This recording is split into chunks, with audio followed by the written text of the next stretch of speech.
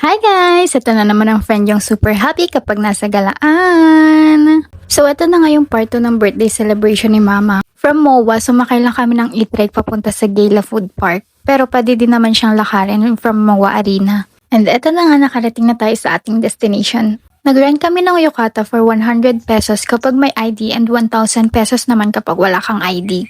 Ang maganda pa dito, walang limit yung rental kaya isuot mo siya hanggat gusto mo. And ikaw din yung mamimili ng gusto mong style ng yukata. Parang cute niyan. Ito violet. Ito best. Ayan, ang cute. Ay, mahaba. Mahaba. Ito tingnan mo, parang pare-pareho yung haba. Ay, ito best medyo maiksi oh. Ito ma. Ayan.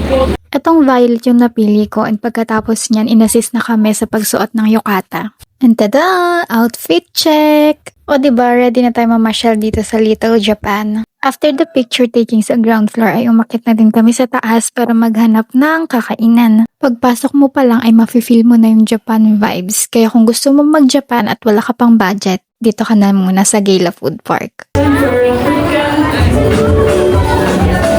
And ayan nga, napasayaw na naman si Mother Dearest.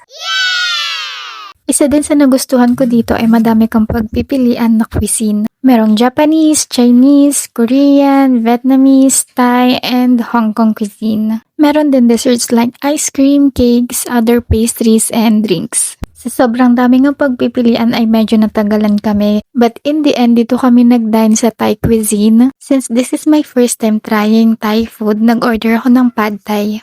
Ito yung madalas ko makita online na sikat na food nga daw sa Thailand, so I'm gonna try it. And since hindi ako mahilig sa spicy food, nag-asa ko na wag na lang lagyan ng spice yung food ko. Nag-enjoy ako sa food kasi masarap siya and affordable lang talaga siya. Madami yung serving kaya hanggang pang 2 tao. Pagkatapos kumain ay nag-ikot-ikot na din kami para mag-take ng videos and pictures.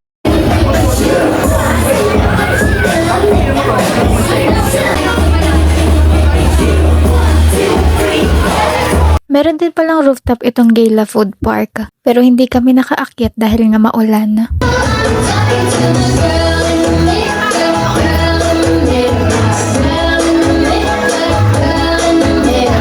Ang cute ni Capybara, ang kulit-kulit niya, ng cute. Happy birthday to you.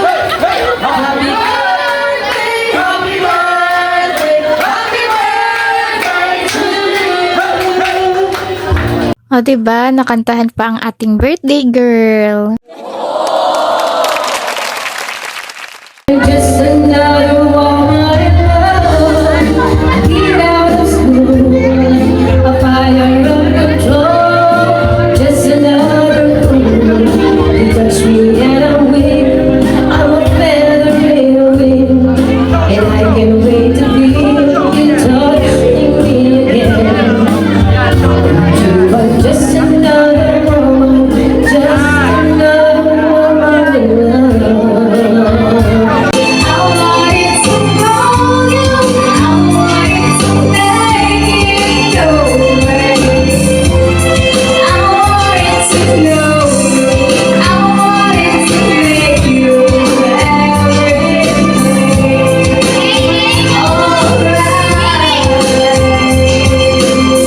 At hindi nagpahuli ang ate nyo sa kantahan kat hindi naman kagalingan. Uy, wow, rhyme! So hanggang dito na lang muna guys. See you on my next mini vlog. Bye!